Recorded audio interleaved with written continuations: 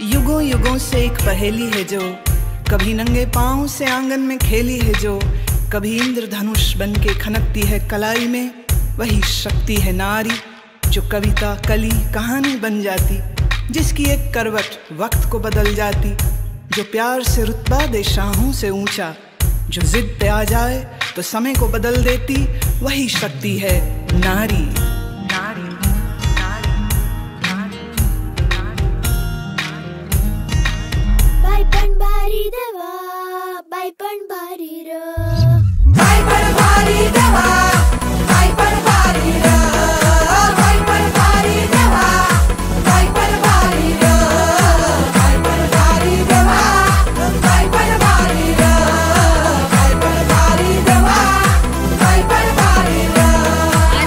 सख्यांनो नमस्कार. तूच आहेस तुझ्या जीवनाचा शिल्पकार. या सत्याला जीवनात उतरविण्याचे काम आम्ही महिला करतो. वी कॅन हे ब्रीद वाक्य असलेले स्वानंद आहे तरी काय, तर स्त्री मनाचे स्पंदन स्वानंद, स्त्री शक्तीचे नंदन स्वानंद, स्त्री भावनांचा दर्पण स्वानंद, विचार समृद्धीचे लक्षण स्वानंद, व्यासपीठ ज्ञानपीठ स्वानंद, कलाविष्काराचे माध्यम स्वानंद, गृहिणींचे आवडते स्वानंद, आशा विश्वासांचा संवाद स्वानंद. स्वानंदची निर्मिती म्हणजे महिला जगतातील कौशल्याचा, प्रतिभेचा, अस्मितेचा साक्षात चमत्कारच होय.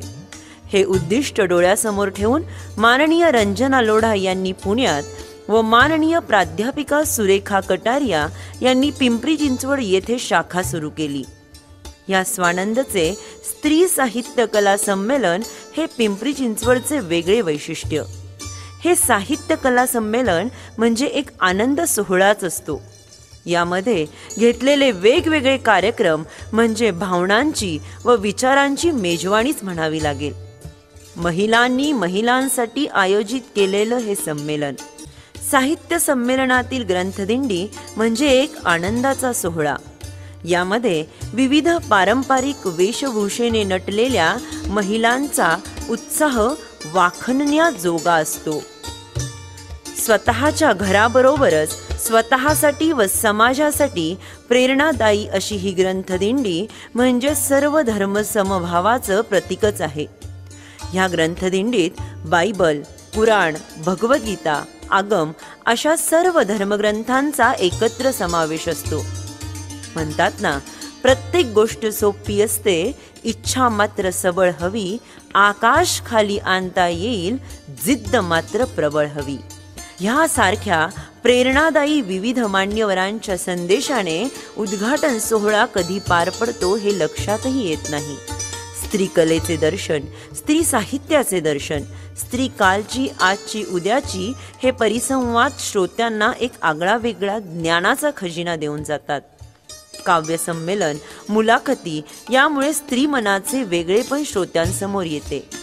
महिलांच्या सर्वांगीण विकासासाठी आणि जग, देश व समाज कुटुंबाशी बांधिलकी ठेवून आपल्या कर्तव्य व हक्काविषयी जागृत राहून कायम कार्यरत राहणारी महिला घडविण्याचे कार्य स्वानंद संस्था प्रामाणिकपणे करत असताना धार्मिक, सामाजिक, शैक्षणिक, सांस्कृतिक, आदर्श माता, पत्रकारिता व कला क्षेत्रात उल्लेखनीय कामगिरी करणाऱ्या विविध महिलांना व संस्थांना पुरस्काराने गौरविण्यात येते.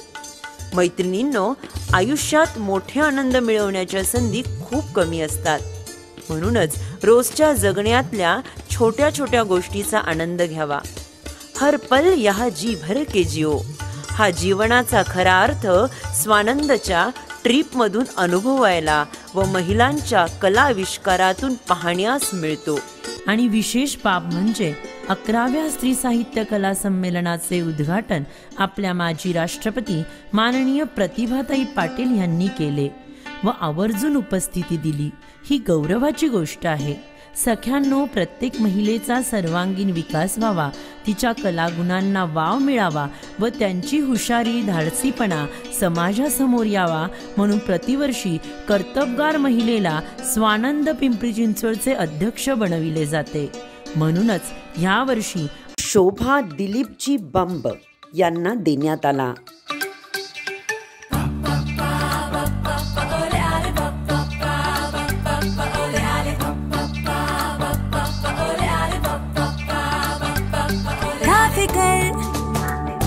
तुला जगाची ऐक तू साधी तुझ्या मनाची फिकर जन्मभर तुला जगाची ऐक तू साधी तुझ्या मनाची 4 दिवसांची जिंदगी रे त्यात 9 टंकी का तुझी रे चल वाटण फुटण शेंगण होऊन उडूया टणा टणा आज फुलटू होऊन जगूया जगामगा. स्वानंदमध्ये मनाच्या अस्तित्वाचा फुलोरा फुलतो. स्वप्ने रात्रीची वा पहाटेची असू देत, ती स्वप्ने साकारण्याचे बळ स्वानंदमुळे मिळते. आभाळाचा कोणताही तुकडा वाट्याला आला तरी जमिनीची निवड आपणच करायची असते ह्याचे भान ह्या स्वानंदी साहित्य संमेलनात येते. म्हणूनच जाता जाता एवढंच सांगावंसं वाटतं, नन्ही चीटी जब दाना लेकर चढ़ती है, चढ़ती दीवारों पर 100 बार फिसलती है. मन का विश्वास रगों में साहस भरता है, चढ़कर गिरना गिरकर चढ़ना न अखरता है. आखिर उसकी मेहनत बेकार नहीं होती, कोशिश करने वालों की कभी हार नहीं होती. Yes, we will, we can. धन्यवाद.